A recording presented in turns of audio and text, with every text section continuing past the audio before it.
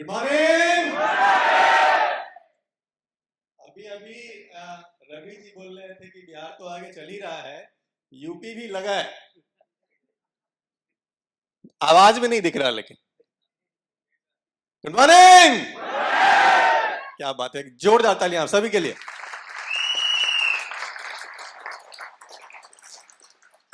अच्छा, कितने 6 line achievers हैं यहाँ पे, FOD अचीवर्स? प्लीज खड़े हो जाइए अपने जगह पे प्लीज। एक जबरदस्त तालियां इन सभी अचीवर्स के लिए, जबरदस्त जोरदार तालियां।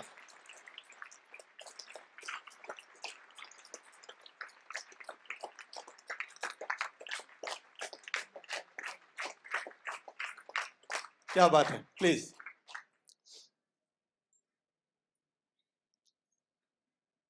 तो सबसे पहले तो आप सबों को बधाई देता हूं मैं। और दोस्तों, अभी रफीक जी ने भी बात की, अभी हमारे विक्रम शेट्टी सर ने भी बात की। कंपनी जो ये 6 लाइन के ऊपर में लगातार आपको बता रही है काम करने के लिए, 2021 से ये सिलसिला चल रहा है। और अभी मलेशिया जाने के लिए जो क्राइटेरिया दिया गया है, इसके अंदर भी क्या छुपा हुआ है? ये लगातार कंपनी आपको तैयार कर रही है। क्योंकि दोस्तों, आपको कुछ चीजें समझनी है। हम लोग जिस बिजनेस में है ना, कुछ चीजें इसकी बेसिक हैं, और 3 चीजों को आपको हमेशा समझना है। आदमी क्या होता है कि DXN में जुड़ता है और जुड़ते साथ वो स्टेटस के पीछे भागना शुरू करता है कि मुझे जल्दी से स्टार एजेंट बन जाना है, मुझे जल्दी से रूबी बन जाना है, जैसे भी करके डायमंड बन जाना है। और क्या होता है कि अभी रफीक सर भी बता रहे थे कि ये ऑफर में भी कई सारे लोग जुगाड़ करके क्वालिफाई किए हैं। तो हमारा नेचर हो जाता है, हम जुगाड़ करके कैसे भी स्टेटस लेना चाहते हैं। लेकिन दोस्तों, सच्चाई ये है कि आप इस बिजनेस में आए हैं किस लिए? स्टेज पे चढ़ के माला पहनने के लिए या पैसा कमाने के लिए? ये पैसा कैसे आएगा, असली जड़ ये है।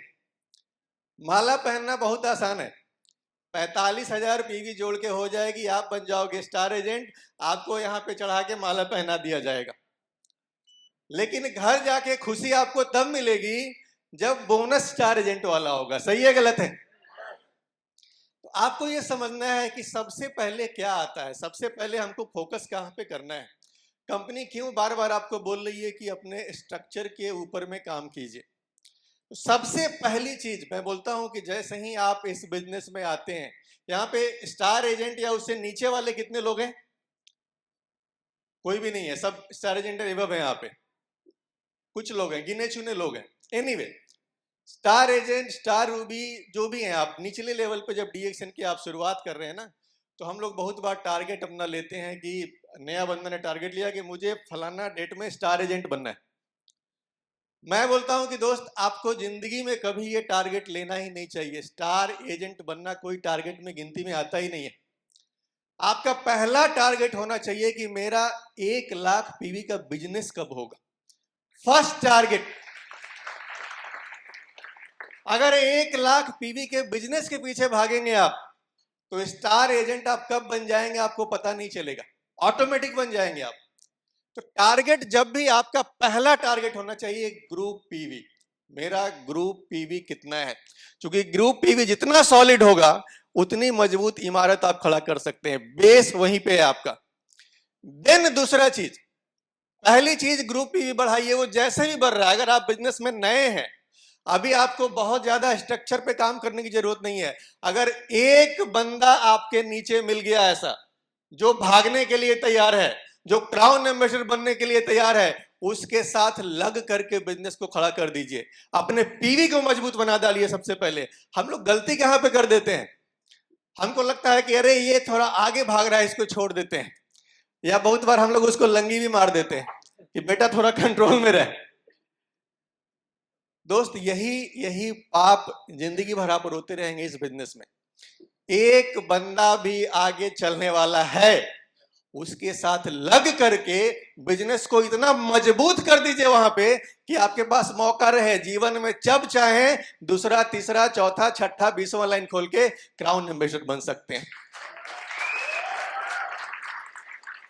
तो पहली चीज जो हमेशा आपका फोकस होना चाहिए, ग्रुप पीवी, और एक बंदे से भी अगर आगे बढ़ के काम हो रहा है उसकी मदद कीजिए। दूसरा चीज क्या है, स्ट्रक्चर। एक बार जब मजबूत बिजनेस नीचे आना शुरू हो गया, अच्छी पीवी आनी शुरू हो गई, नीचे लीडरशिप आ गया, आप दूसरी, तीसरी, चौथी, पांचवी, छठी लाइन पे काम कीजिए। जितना दम है, जितनी ताकत है, जितना आप संभाल सकते हैं, 20 नहीं 40 लाइन खोलिए, आपके अपने हाथ में है। और दोस्तों, अगर ये दो चीज पे आप फोकस करते हैं तो स्टेटस अपने आप आएगा। स्टेटस के लिए कभी आपको सोचना नहीं पड़ेगा। तो हमको कहां पे काम करना है, जड़ को मजबूत करना है।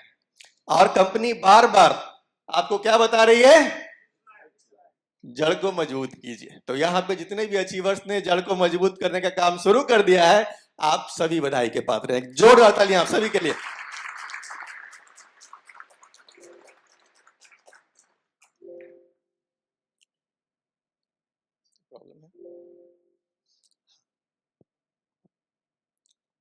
तो आगे बढ़ने से पहले सबसे पहले शुक्रिया अदा कर लिया जाए।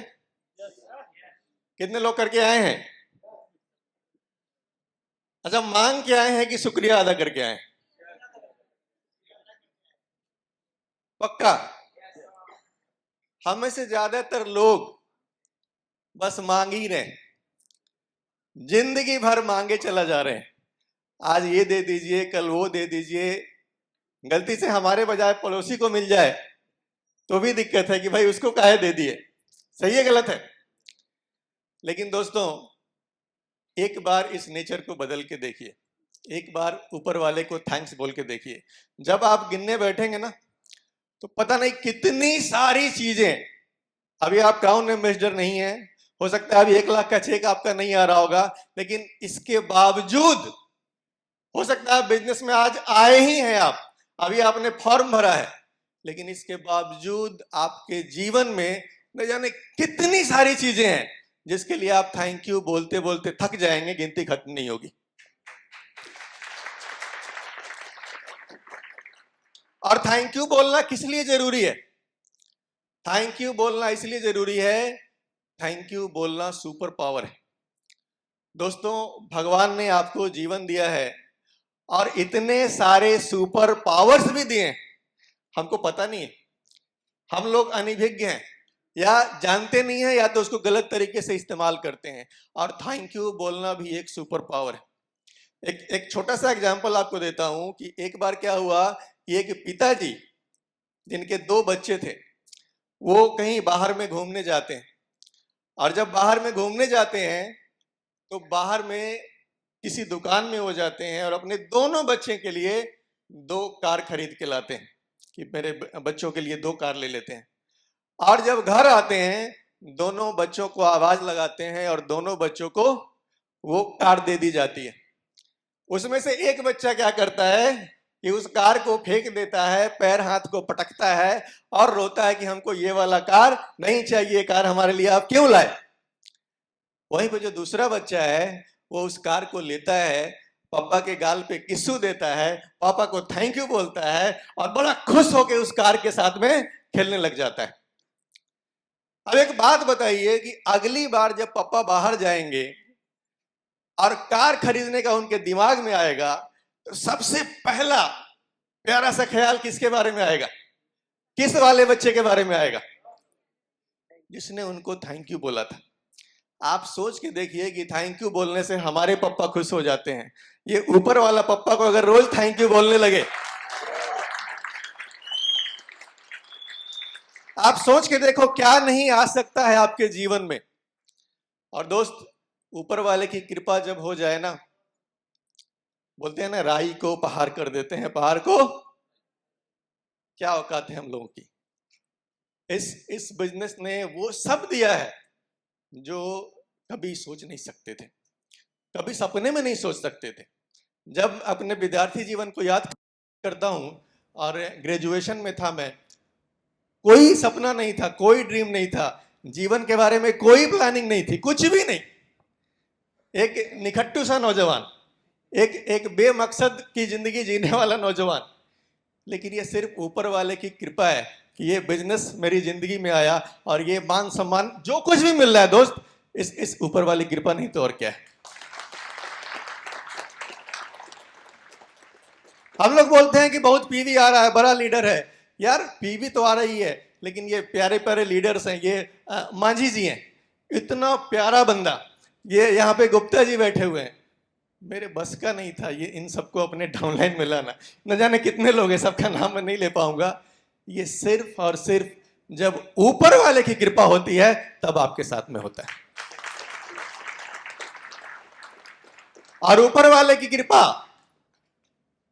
सिर्फ और सिर्फ एक चीज से आती है कि जो काम आप कर रहे हैं पूरी ईमानदारी के साथ, पूरी शिद्दत के साथ उस काम को लगातार लगातार लगातार करते चले जाइए, और कोई दूसरा रास्ता नहीं। भाई ये आगे के बदले पीछे जा रहा है। एनीवे, यहां पे स्क्रीन पे भगवान बुद्ध हैं, और भगवान बुद्ध की ये लाइन दुनिया में सबको पता है, the mind is everything, what you think you become. दुनिया में सबसे ताकतवर कौन सी चीज है? आपका माइंड है। भगवान ने आपको बनाया है, और बना करके इस धरती पे आप जो कुछ भी हासिल करने वाले हैं वो सारी की सारी शक्ति कहां पे डाल दी है? सबका मैग्नेट यहीं पे है। और ये मैग्नेट ऐसा नहीं है कि प्रियरंजन के पास है, मांझी जी के पास है और किसी और के पास नहीं है, ऐसा है क्या? ये मैग्नेट भगवान ने सबको दिया हुआ है और एक बराबर दिया हुआ है। बस हमको इसको इस्तेमाल करने का सही तरीका पता होना चाहिए। सबसे पहली जो तैयारी होती है, अगर आप सक्सेस की बात कर रहे हैं तो सक्सेस की शुरुआत सबसे पहले कहां से होगी? यहां से होगी। सबसे पहले आपको अपने दिमाग को तैयार करना होगा। किस चीज के लिए? सक्सेस के लिए। क्योंकि हमारा जो दिमाग है, यहां पे एक डब्बा आपको दिख रहा है, आप मान के चलिए कि आपका दिमाग है। अब ऊपर में जो ये रेड कलर है, ये प्रतीक है नेगेटिविटी का। क्या है? नकारात्मक चीजें। और नीचे वाला जो 20% है, छोटा सा हिस्सा है ग्रीन वाला, ये क्या है? पॉजिटिविटी है। हम में से ज्यादातर लोगों के दिमाग में क्या भरा हुआ है? कचरा भरा हुआ है। हर चीज के बारे में हमारे दिमाग में डाल दिया जाता है कि तू ये नहीं कर सकता, तू इसके लिए नहीं बना है, तेरे बस का नहीं है। सही है गलत है? पता नहीं दुनिया भर की क्या क्या चीजें हमारे दिमाग में डाली गई हैं। और दोस्तों, अगर किसी शानदार मशीन के अंदर ये इतना पावरफुल है, लेकिन उसके अंदर पेट्रोल की जगह में सिर्फ किरासन भरा हुआ है, फिर उस मशीन का हालत क्या होने वाला है? क्या मनचाहा रिजल्ट आएगा? नहीं आएगा। तो सबसे पहले हमको इसके ऊपर में काम करना है। और क्या करना है हमको? इसको बैलेंस नहीं करना है, आधा आधा नहीं करना है। अगर आधा पॉजिटिव आधा नेगेटिव रहा ना, कौन जीतेगा? ये पटका पटकी हमेशा चलता ही रहेगा। कौन जीतेगा कुछ पता नहीं है। इसको बिल्कुल ही पलट डालना है ना। 100% आप कभी नहीं कर सकते, फिर आप भगवान बुद्ध हो जाएंगे। 100% नहीं हो सकता, लेकिन हमें क्या करना है? 80% इसको पलट डालिए। यहाँ पे ये गलती से मैंने इसको पलटा नहीं है, इसको पलट डालना है। यहाँ पे ऊपर वाला क्या करना है? 80%, नीचे वाला और ऊपर वाला को घटाते घटाते क्या करना है? 20% कर देना है। पॉजिटिव विचार यहाँ पे ज्यादा होना चाहिए, नेगेटिव विचार यहाँ पे कम होना चाहिए। यहाँ पे ये महान वैज्ञानिक हमारे सामने खड़े हैं, अल्बर्ट आइंस्टीन साहब। इनकी एक बड़ी खूबसूरत लाइन है कि logic will get you from A to B and imagination will take you anywhere. अब लॉजिक क्या होता है? हम जितना जानते हैं उतने के बीच में ही हम सोचते हैं, और उतने के बीच में ही हम तर्क कुतर्क कर लेते हैं। आप कोई आदमी अगर चाय की दुकान चला रहा है और आप जाके उसको बोलो कि अरे ये चाय तो आप जिंदगी में पता नहीं कब से बेच रहे हो, देखो आपकी जिंदगी कैसी है, आप ये चाय देखो, ये चाय पियो और इस चाय के बारे में बात करो, ये चाय आपको लाखों रुपया महीना देगा, देश विदेश घुमाएगा, पता नहीं क्या करेगा। लेकिन उस बंदे का लॉजिक क्या होगा? जो उसके पिछले जीवन में उसने देखा है, जाना है, उसके आधार पे वो अपना लॉजिक देगा कि नहीं भैया ऐसा तो हम बहुत देखें, ऐसा कोई सिस्टम काम नहीं करता है। तो लॉजिक जब तक आप देते रहेंगे ना, क्या होगा, आप ए से बी तक जा सकते हैं। लेकिन इमेजिनेशन एक ऐसी चीज है जो आपको कहां तक लेकर के जाएगी, कोई लिमिट नहीं है। आज आप कहां हैं इससे कोई फर्क नहीं पड़ता, इमेजिनेशन आपको कहीं भी लेकर के जा सकती है। तो आप अगर इस बिजनेस में आ गए हैं, सबसे पहली चीज क्या करनी है, अपने विजन को बड़ा करना है। दोस्त, आपकी जिंदगी उतनी ही बड़ी होती है जितना बड़ा आपका विजन होता है। आपके विजन से बड़ी आपकी जिंदगी हो ही नहीं सकती है। एक आदमी जिंदगी भर कचरा साफ करते हुए अपनी जिंदगी जी के मर जाता है, क्यों? उसका विजन कभी उससे बड़ा। एक आदमी रेलवे की नौकरी पकड़ ले और टिकट खिड़की पे बैठा हुआ पूरी जिंदगी काट के मर जाता है, क्यों? उससे बड़ा विजन उसने लाइफ में देखा ही नहीं। आपके विजन से बड़ी आपकी जिंदगी कभी भी नहीं हो सकती है। तो सबसे पहले आपको क्या करना है, अपने विजन को बड़ा नहीं, कितना बड़ा करना है, बहुत बड़ा। जितना बड़ा इमेजिनेशन कर सकते हैं कीजिए। देन दोस्तों, दुनिया कुछ नियमों पे चलती है। एक नियम होता है ग्रेविटी का नियम। आप अच्छे आदमी हैं चाहे बुरे आदमी हैं, आपको अगर छत पर से फेंक दिया जाए तो कहां जाएंगे आप? पक्का है कि नीचे आएंगे, क्योंकि एक नियम काम कर रहा है जिसको बोलते हैं ग्रेविटी का नियम। उसी तरीके से दुनिया में ढेर सारे नियम है प्रकृति के बनाए हुए, जिसमें से पहला नियम क्या बोलता है, लॉ ऑफ एबंडेंस। इसको बोलते हैं प्रचुरता का सिद्धांत।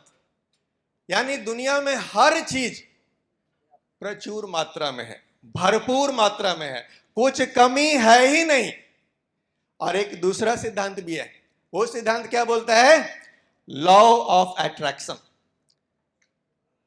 ये सिद्धांत क्या बोलता है कि जिस चीज को आप मांगोगे, जिस चीज को आप चाहोगे, जितना आप चाहोगे आपके पास उतना ही आएगा, उससे ज्यादा नहीं आएगा। अगर ये आपको थ्योरी समझ में नहीं आ रही है तो मैं इसको आपको एक तस्वीर से दिखा सकता हूं। ये जो पीछे समुंदर दिख रहा है ना, ये लॉ ऑफ एबंडेंस का प्रतीक है। समुंदर में कितना पानी है? कोई है यहां सोख लेगा? आप कितना निकाल सकते हो? आप उतना ही निकालोगे जितना निकालने की आपने तैयारी की है, जितना निकालने का आपने सोचा है। आप बाल्टी लेके जाओगे तो बाल्टी भर निकालोगे, आप ट्रक लेके जाओगे तो ट्रक भर के निकालोगे, रेलगाड़ी लेके जाओगे, जितना लेके जाओगे, जितना मांगोगे उतना मिलेगा। सिंपल सा है। तो अब ये लॉ ऑफ अबंडेंस, दुनिया में हर चीज प्रचुर मात्रा में है और हमको कितना मिलेगा, कैसे मिलेगा? इसका नियम बहुत ही सिंपल है। क्या नियम है? मांगो, विश्वास करो। अगर आपको चाहिए, दुनिया में प्रचुर मात्रा में है कोई भी चीज, लेकिन अगर आपको चाहिए तो सबसे पहली चीज क्या करनी होगी? बिन मांगे कुछ भी मिलता है? बिना मांगे कोई 135 पीवी दे के जाता है? आपको जाना होता है, फील्ड में काम करना होता है दोस्त। तो सबसे पहली चीज है आपको क्या करना है, मांगना है। देन क्या करना है, बिलीव करना है, विश्वास करना है। क्या विश्वास करना है? ये विश्वास कि ये चीज मुझे मिल चुकी है, ये चीज मुझे मिल चुकी है। अभी शायद परसों अग्रवाल सर का ट्रेनिंग चल रहा था दोपहर में, आप में से कई सारे लोगों ने देखा होगा। इस चीज के ऊपर में ही बात कर रहे थे वो। हमें पता, हमें बिलीव होना चाहिए कि वो चीज हमारी हो चुकी है। इस बिलीव के बिना अगर आप जाएंगे तो आपका मांगा हुआ चीज क्या हो जाएगा, व्यर्थ हो जाएगा, आपको नहीं मिलने वाला है। तो मांगिए, विश्वास कीजिए और पाइए। ये सिंपल सा नियम है। दुनिया में कुछ भी, आप जो चीज भी चाहते हैं अपने जीवन में, ये हर चीज आपको मिल सकती है। किस नियम के आधार पे? कि दुनिया में हर चीज पर्याप्त मात्रा में है, आप जितना मांगेंगे उतना आपको मिल जाने वाला है। देन अब क्या करना है, जब आपने मांग लिया ऊपर वाले से, तो ऊपर वाला कभी भी आ करके आपके घर में खड़ा नहीं हो जाएगा कि बेटा तू कार मांगा है तो ये ले कार। ऐसा है? आपने घर मांगा और ऊपर वाले ने आके बोला कि बेटा मैं तेरी तपस्या से खुश हुआ, ये ले घर। ऐसा कभी हुआ है? ऐसा कभी नहीं हुआ है दोस्त। जब आप मांगते हैं तो ऊपर वाला एक इशारा करता है। ऊपर वाला कभी नहीं ये बताता कि बेटा ये ले, सीधा डायरेक्टली कभी मिलने वाला नहीं है। ऊपर वाला क्या करेगा? इशारा करेगा। ऊपर वाला आपको क्या देगा? चांस देगा। आप जब डी एक्शन में किसी को प्लान दिखाने जाते हैं, या कभी कोई आपको प्लान दिखाने आया था, तो आपको ऊपर वाले ने क्या दिया था? आपको एक चांस दिया था। देन उसको चुनना या नहीं चुनना किसके हाथ में? ऊपर वाले ने मौका दिया, लेकिन उसको चुनेंगे या नहीं चुनेंगे ये किसके हाथ में है? आपके हाथ में है। चॉइस करना आपके हाथ में है। लेकिन सिर्फ चॉइस कर लेने से नहीं होगा, एक तीसरी चीज भी है यहां पे। ये क्या है? चेंज करना होगा। अब आपको अपनी आदतों को क्या करना होगा? बदलना होगा। ढेर सारे बदलाव अपने जीवन में लाने होंगे। देन आपको क्या होता है? मांगी हुई चीजें मिलती हैं। डी एक्शन में बदलाव का मतलब क्या है? डी एक्शन में बदलाव का मतलब है सिस्टम को अपनाना।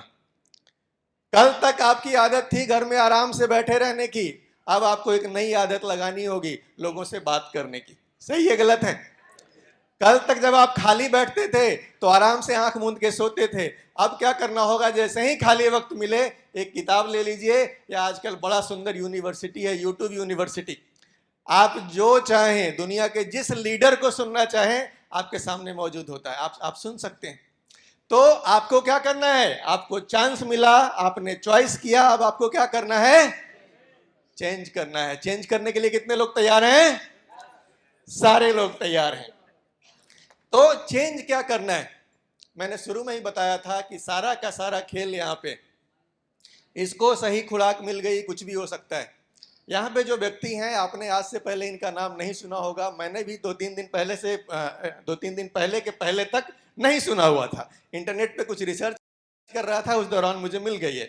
इनका नाम है मिस्टर क्लॉस स्क्वाब, और ये एक जर्मनी के इकोनॉमिक्स हैं और founder of world economic forum. World economic forum के फाउंडर हैं, कोई ऐसे वैसे मामूली आदमी नहीं है, दुनिया के एक बड़े आदमी। इन्होंने एक किताब लिखी है। इस किताब का नाम है द फोर्थ इंडस्ट्रियल रेवोल्यूशन। औद्योगिक क्रांति के बारे में अगर आप लोग थोड़ा बहुत जानते होंगे, बहुत ज्यादा जानने की जरूरत नहीं है, मोटा मोटी आपको बताता हूं कि सबसे पहला माना जाता है कि जब पहिया का आविष्कार हुआ तो दुनिया में यह बहुत बड़ी क्रांति थी, दुनिया में बहुत बड़ा बदलाव आया, पहिया का आविष्कार। दूसरी जो क्रांति आई वो थी इलेक्ट्रिसिटी।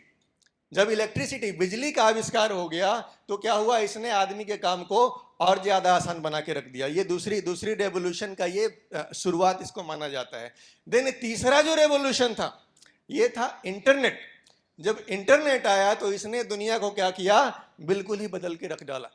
लेकिन दोस्तों, क्या आपको पता है कि चौथी जो औद्योगिक क्रांति है इसकी शुरुआत भी हो चुकी है, और इनका कहना है कि ये कोरोना काल में शुरू हो गया। कोरोना काल, जिस समय दुनिया इतने विपत्ति में घूम रही थी, इतनी तकलीफ में थी, उस दौरान में क्या हुआ? चौथी औद्योगिक क्रांति की शुरुआत हो गई। और ये कैसे बोलते हैं? ये कौन सी चीजें हैं जो अब दुनिया को बदलने वाली हैं? तो दुनिया को अब ये 4 चीजें बदलने वाली हैं। ये 4 चीजें क्या हैं? सबसे पहले चीज है IoT, इंटरनेट ऑफ थिंग्स। आज के डेट में आप लखनऊ में बैठे हुए हैं और आपके बहुत सारे यहाँ पे स्टॉकिस्ट होंगे, उनका एक स्टॉक पॉइंट है, वहां पे एक कैमरा लगा हुआ होगा, और अभी आप मोबाइल में बैठे बैठे कहाँ मॉनिटर कर रहे हैं? अपने अपने बिजनेस को मॉनिटर कर रहे हैं। ये क्या हो रहा है? इंटरनेट के द्वारा थिंग्स को मॉनिटर किया जा रहा है। आपके छत पे पानी की टंकी लगी हुई है, उसमें एक सेंसर लगा हुआ है, पानी भर गया, अभी आपको बंद करने जाना है? नहीं जाना है, वो ऑटोमेटिक बंद हो जाएगा, और पानी का लेवल जैसे ही एक जगह पे आएगा, क्या होगा? ऑटोमेटिक चालू हो जाएगा। तो अभी क्या हो रहा है कि दुनिया भर में लगभग 7 बिलियन एक बहुत बड़ा डेटा है दोस्तों, 7 बिलियन ऐसी चीजें हैं जो आज इंटरनेट से जुड़ी हुई हैं, और ऐसा माना जा रहा है कि अगले सिर्फ 2 सालों में ये लगभग 3 गुनी हो जाने वाली है। यानी दुनिया को बदल के रख देने वाली है कौन सी चीज? IoT। Then artificial intelligence. आजकल आप लोगों ने एक नाम सुना होगा, चैट जीपीटी। सुना है या नहीं सुना है? नहीं सुना है, जाइएगा घर पे आराम से गूगल कीजिएगा, यूट्यूब कीजिएगा, जानकारी मिल जाएगी। ये क्या है, इसके ऊपर मैं एक छोटा सा वीडियो आपको दिखाता हूं, आपकी आंखें फटी रह जाएंगी। वो वीडियो प्ले कीजिएगा।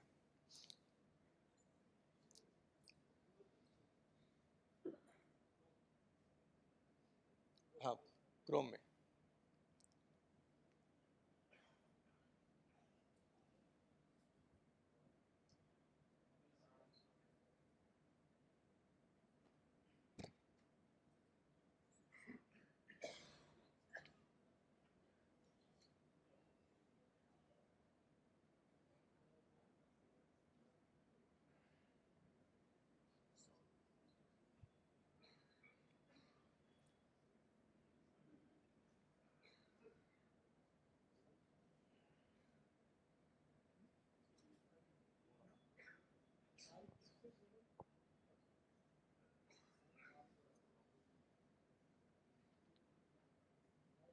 नहीं बचेगी, बट उसके बावजूद आज के टाइम पे जॉब्स बढ़ी।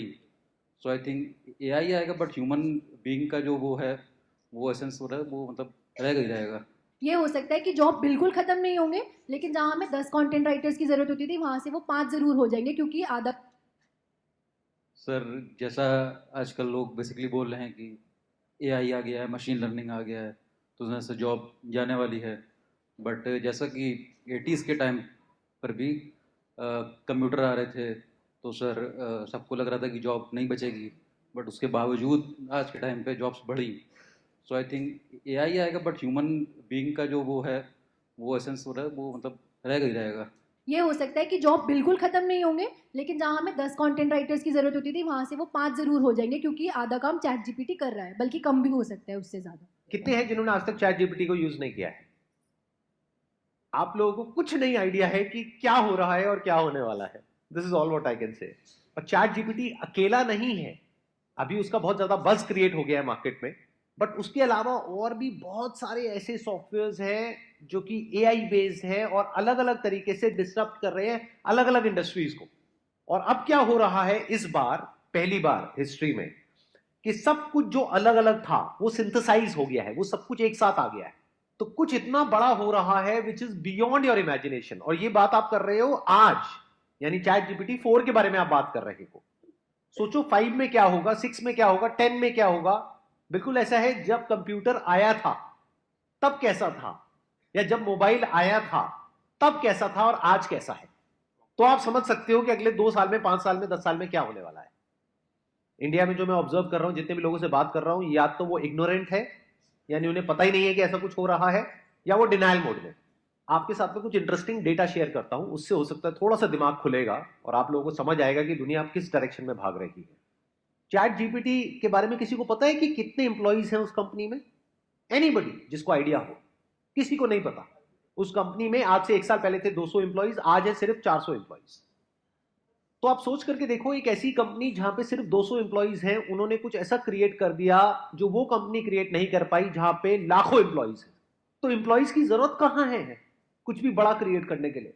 और इस बार में और पिछली बार में फर्क ये है कि जब भी कोई टेक्नोलॉजिकल डेवलपमेंट हुआ है, चाहे वो मशीनरी हो, फिर चाहे वो न्यूक्लियर वेपन्स हो, उस सब में लोगों ने काम किया है और फिर वो आगे डेवलप हुई है टेक्नोलॉजी। इस बार फर्क ये है कि एआई को हमने डेवलप किया, अब एआई एआई को डेवलप कर रही है। ये बात समझनी बहुत जरूरी है। आर्टिफिशियल इंटेलिजेंस है, वो इतनी इंटेलिजेंट होती चली जा रही है कि वो खुद सीख पा रही है, खुद समझ पा रही है, और उसमें से रोज नई नई कैपेबिलिटीज इमर्ज हो रही है। This is exponential growth, much faster than thought. जहां तक आप सोच नहीं सकते हो उतनी तेजी से ये ग्रो हो रही है। मशीन काम कर रही है, इसको मशीन लर्निंग बोलते हैं।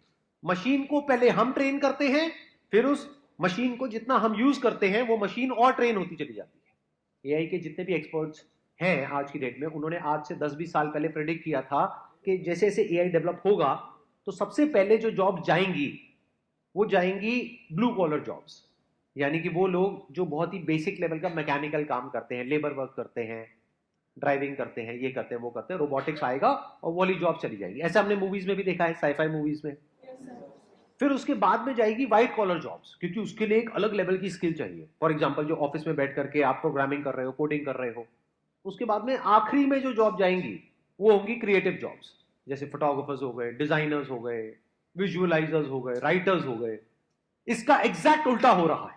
सबसे पहले जो जॉब जा रही है वो है क्रिएटिव जॉब्स और व्हाइट कलर जॉब्स। मतलब जो सबसे मुश्किल काम था वो एआई ने सबसे पहले कर दिया। अभी आप लोगों को समझ नहीं आएगी मेरी बात। एक काम करते हैं, मैं आपको प्रैक्टिकली कुछ दिखाता हूं, तब शायद आप लोगों का दिमाग खुलेगा। अपने पास में एक इमेज होगी जो मैंने क्रिएट करी थी एआई से, वो यहां पर आप प्ले करना एक बार। आप ध्यान से देखो इस इमेज को।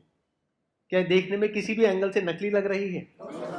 रोबोट लग रही है या एक असली फीमेल लग रही है? इन लोगों ने क्या किया है, बिलियंस ऑफ इमेजेस जो इंटरनेट पे हैं, यानी कि हमारी इमेजेस और हम जैसे और लोगों की इमेजेस, उन सबको बिना हमारी परमिशन के इन लोगों ने क्या किया, उसको रीड किया, उसको समझा, उससे सीख लिया। तो कहीं से आंखें पिक करी, कहीं से नाक पिक करी, कहीं से लिप्स पिक करे, कहीं से ज्वेलरी पिक करी, कहीं और से कुछ पिक किया।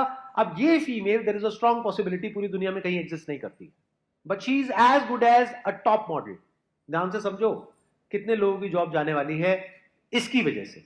इसकी मतलब इस लड़की की वजह से नहीं, क्योंकि लड़की तो कहीं है ही नहीं। It is just a figment of imagination. Actual में लड़की कहीं एग्जिस्ट नहीं करती है। ये मॉडल अगर हम वैसे हायर करते तो इसके जो फीचर्स है, जो लुक है, इसको कम से कम हमको पेमेंट करनी पड़ती 20,000 से लेकर के 50,000 रुपए एक दिन की। ये शूट करने के लिए हमको पूरा एक सेट बनाना पड़ता, जिसकी कॉस्ट होती अगेन 15-20,000 रुपए से लेकर के 50,000 रुपए। इसके लिए एक फोटोग्राफर हायर करना पड़ता, क्योंकि ये इमेज ऑर्डिनरी इमेज नहीं है।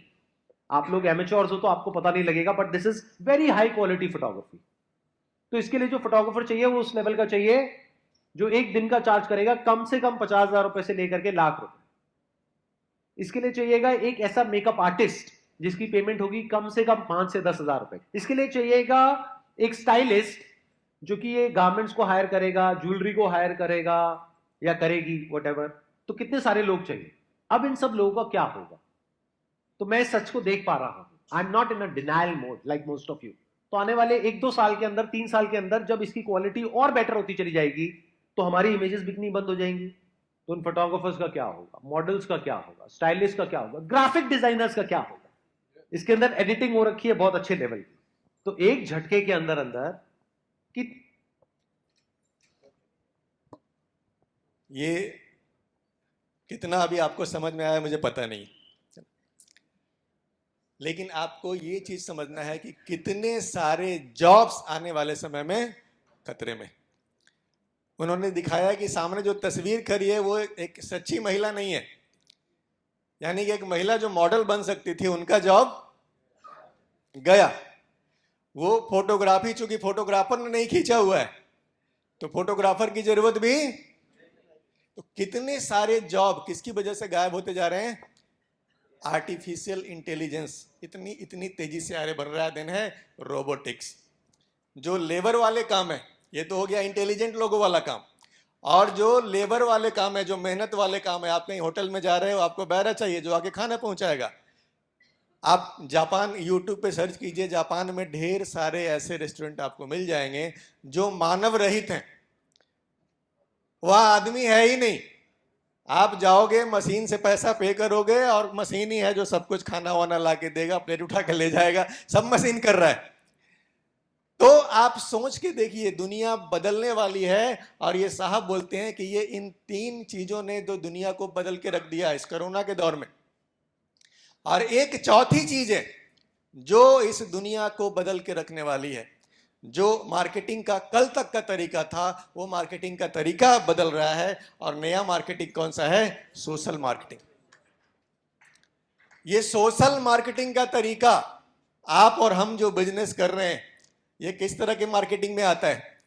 सोशल मार्केटिंग है। हम सामाजिक काम कर रहे हैं, समाज में एक दूसरे से मिल रहे हैं, जुल रहे हैं और काम कर रहे हैं।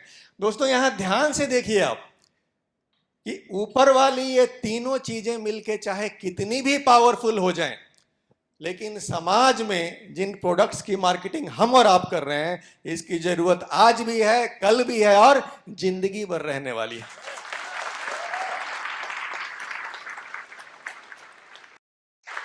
तो बाकी सारी चीजें दुनिया में और किसी के लिए भी खतरा हो सकती हैं, लेकिन डी एक्शन वालों के लिए कहीं भी कोई खतरा मौजूद ही नहीं।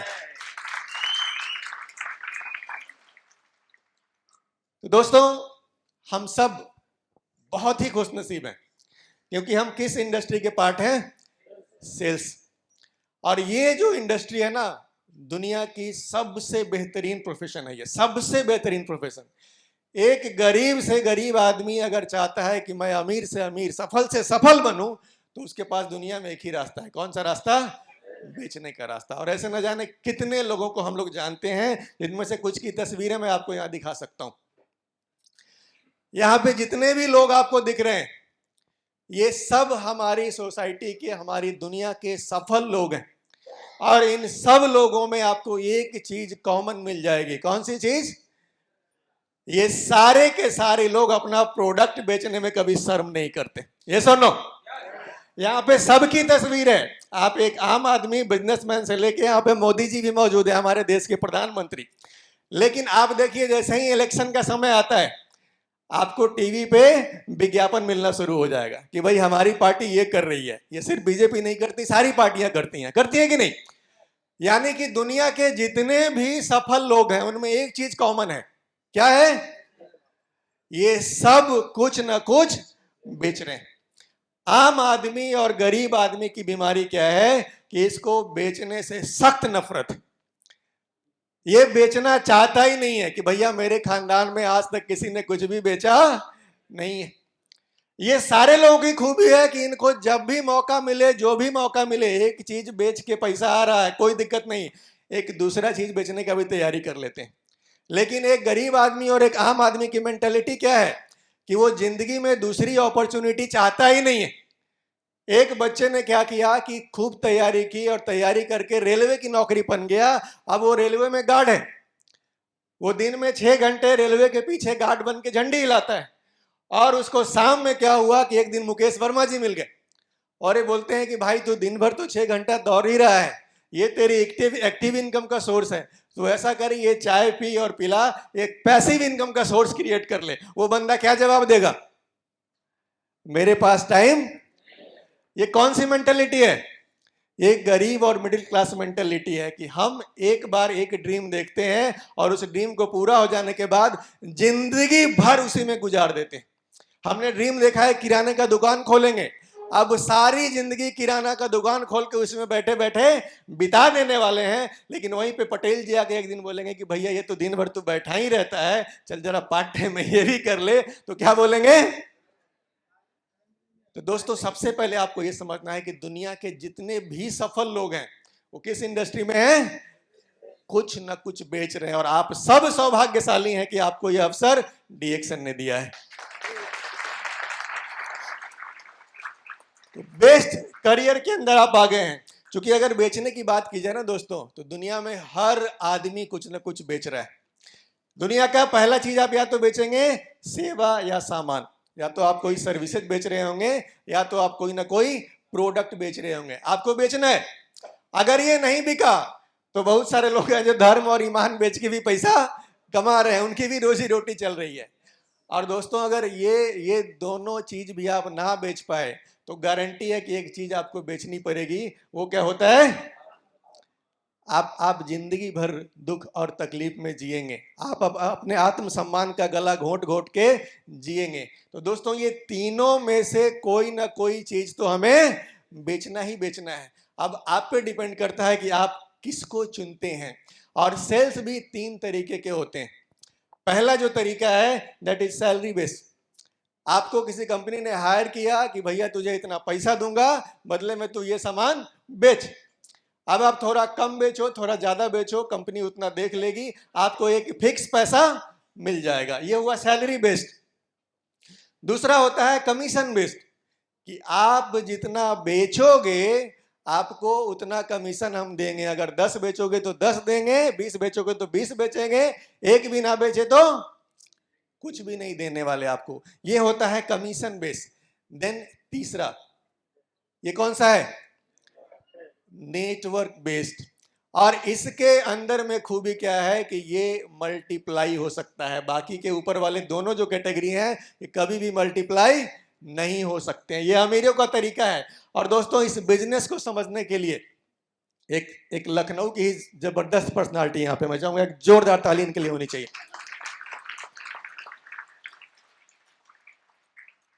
दोस्तों मार्केटिंग प्लान को समझने से ज्यादा जरूरी है ये समझना कि ये बिजनेस आपके लिए ऐसा क्या कर सकता है जो दूसरी अपॉर्चुनिटी आपके लिए नहीं कर सकती।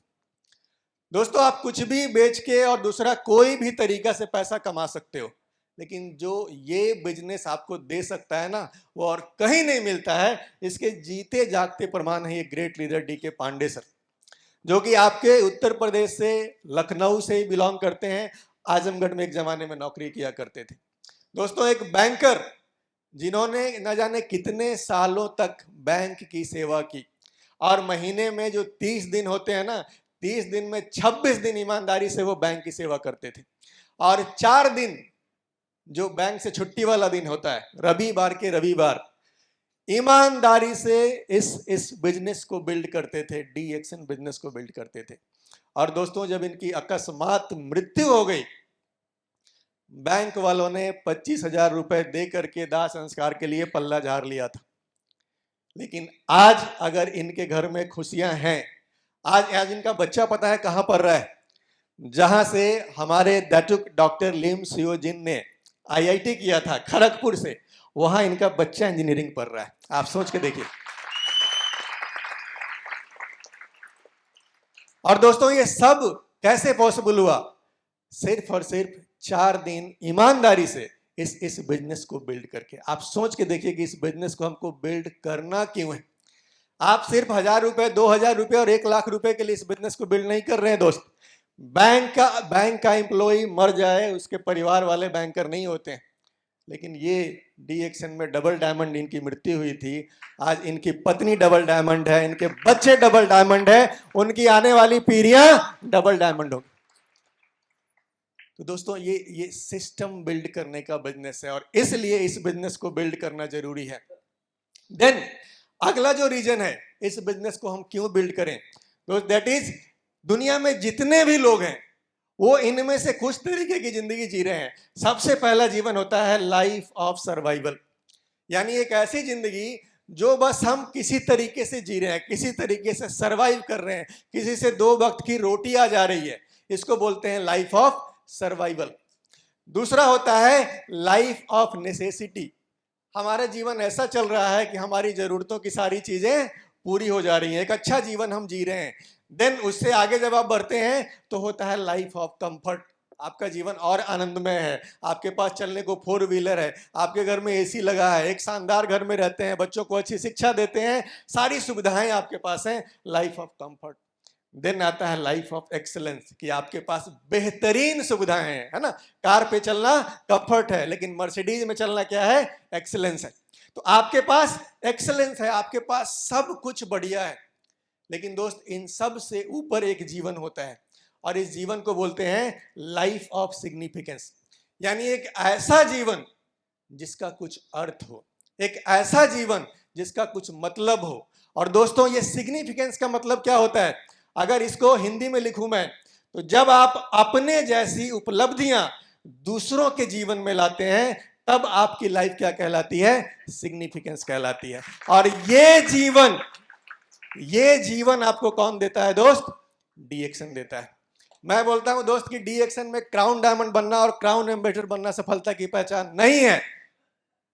एक आदमी जिस दिन खड़ा होकर ये बोलने वाला हो गया ना कि मैं असफल हूं इनकी बदौलत, उस दिन आप सफल होते हैं, उस दिन आप सफल होते हैं।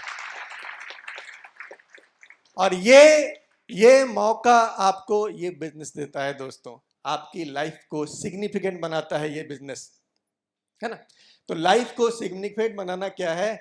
That is an art. मेहनत करनी होगी। सिग्निफिकेंट आपका लाइफ जो है ना वो ऐसे ही नहीं बनेगा, कुछ करना होगा उसके लिए। और 3 चीजें हैं यहाँ पे। क्या है चीजें? सबसे पहली चीज है विल।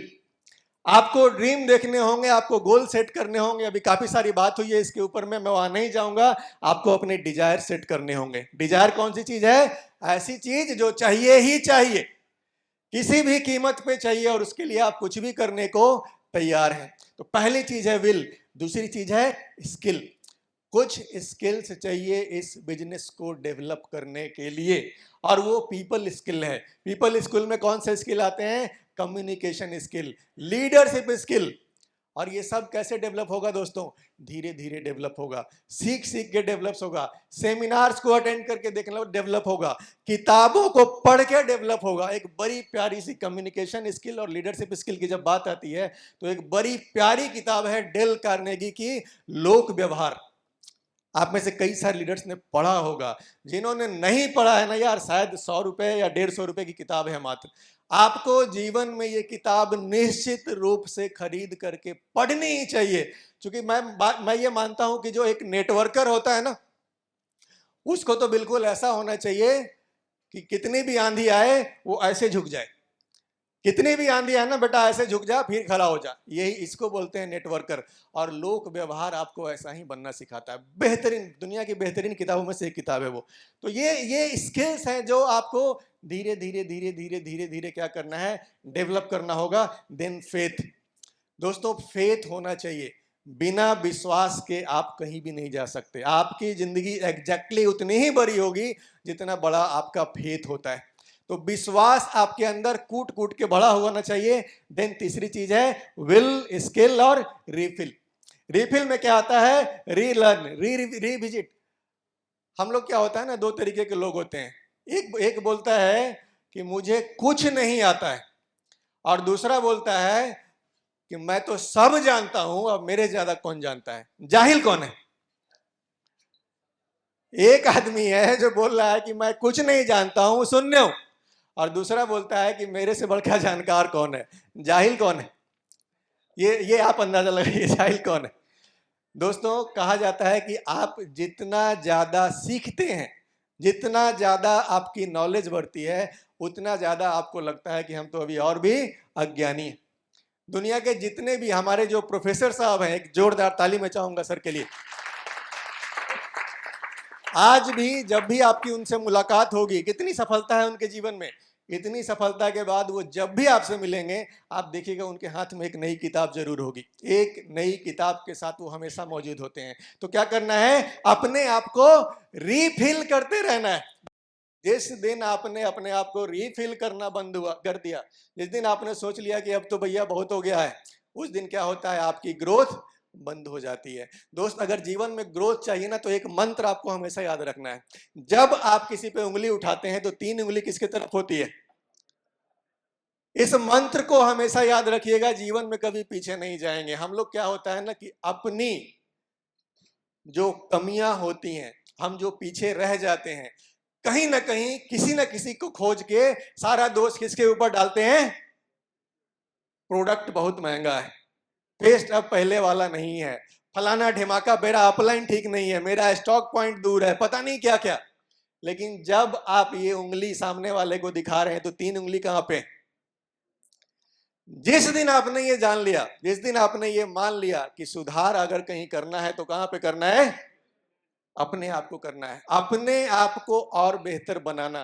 रीफिल करने की हैबिट आपकी बदलनी नहीं चाहिए। तो ये 3 स्किल अगर आपने डेवलप कर लिए ना दोस्त, क्या होगा? लाइफ ऑफ सिग्निफिकेंस की तरफ बढ़ेंगे आप। देन कुछ चीजें और हैं जिनके लिए आपको तैयार हो जाना चाहिए। कौन सी चीजें? यहाँ पे सबसे पहले फेल होने के लिए तैयार होना है। यहां से कितने लोग हैं जो सफल होना चाहते हैं? सारे लोग। लेकिन मैं अगर पूछी कितने लोग हैं जो फेल होना चाहते हैं? अभी कितने लोग हैं जो बोलेंगे मैं फेल होना चाहता हूं?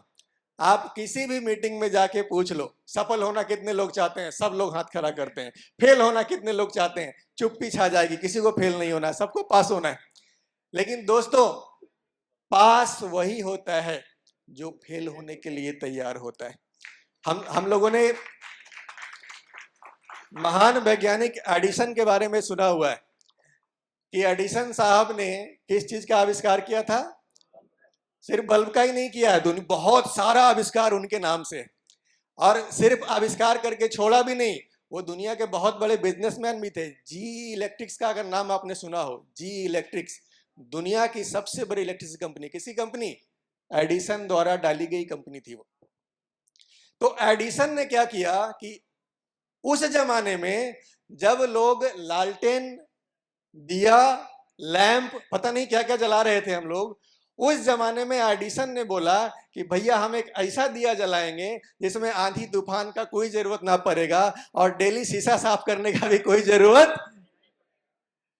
तो जब सारी दुनिया दिया जला रहा था, लैंप जला रहा था, लालटेन जला रहा था, एक पागल क्या बोल रहा है कि भैया हम ऐसा बल्ब जलाएंगे जिसमें डेली हमको बत्ती बारना नहीं पड़ेगा, शीशा साफ करना नहीं पड़ेगा। तो दुनिया के सब लोगों ने क्या बोला, जिसको जिसको वो बताया होगा, एडिसन ने बताया होगा, सबने क्या राय दिया होगा उसको, कह रहे तू पगला गया है यार, ऐसा भी हो सकता है क्या। लेकिन दोस्तों, फेल होने की कहानी अगर सीखनी है तो एडिसन से सीखिए। उन्होंने बोला कि मैं एक ऐसा दिया जलाऊंगा, और बेचारे ने पता नहीं साल 1.5 साल खूब मेहनत की, जम के मेहनत की, और एक दिन ऐसा आया कि पूरे मोहल्ले को बैठा करके बोले कि देखिए आज ये दिया हम जलाने वाले, जिसका नाम उन्होंने बल्ब रखा था। और वो समय आया, सारा मोहल्ला बैठा हुआ है, आप सोच के देखो, देखने वाले लोग बैठे हुए हैं, और बल्ब को जलाने के लिए बिजली की जरूरत होती है। उन्होंने यहाँ पे वो दिया लगाया और क्या किया, इस स्विच को दबाया कि देखो अब ये जलने वाला है। और जब स्विच को दबाया टिप, तो यहाँ पे क्या हुआ, बॉल नहीं चला, यहां से आवाज आई धड़ाम, फट गया।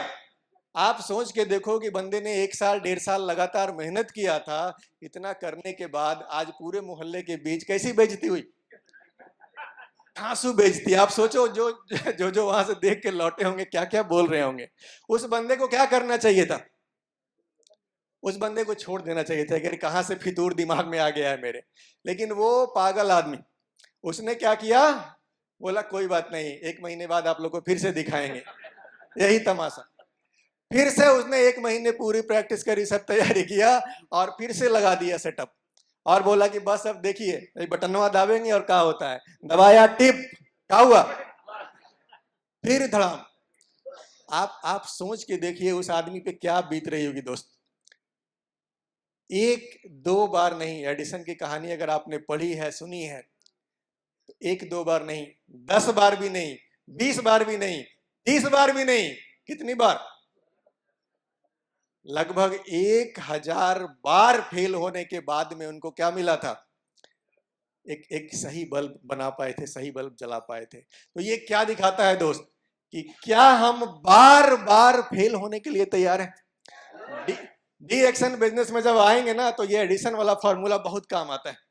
क्योंकि आप एक आदमी को जाके प्लान दिखाओगे, वो क्या करेगा, आपके बॉल को उड़ा देगा धड़ाम। आपके पास अगर एडिसन वाली हिम्मत नहीं होगी तो क्या होगा, 2, 4, 10 बॉल जलाते के बाद आप मार्केट से आउट हो जाएंगे। ऐसा ही होता है लोगों के साथ में। तो हमें फेल होने के लिए तैयार होना है, हमें मिस्टेक्स करने के लिए तैयार करना है। हमें क्या करना है, रिमेन अ स्टूडेंट, एक विद्यार्थी बने रहना है। इस बिजनेस में लगातार ग्रोथ चाहिए, एक ही तरीका है, क्या है, लगातार सीखते रहिए, लगातार सीखते रहिए। सर्व करने के लिए तैयार हो जाइए दोस्तों, सेवा करने का ये बिजनेस है। कल तक आपने जितना सेवा किया है, आज उतना पैसा आपके अकाउंट में 10 या 11 तारीख को आ जाता है। अगर चाहते हैं ये पैसा और बढ़े, आज से सेवा करना आपको क्या करना है, और बढ़ा देना। ये सेवा करने का बिजनेस है दोस्तों। देन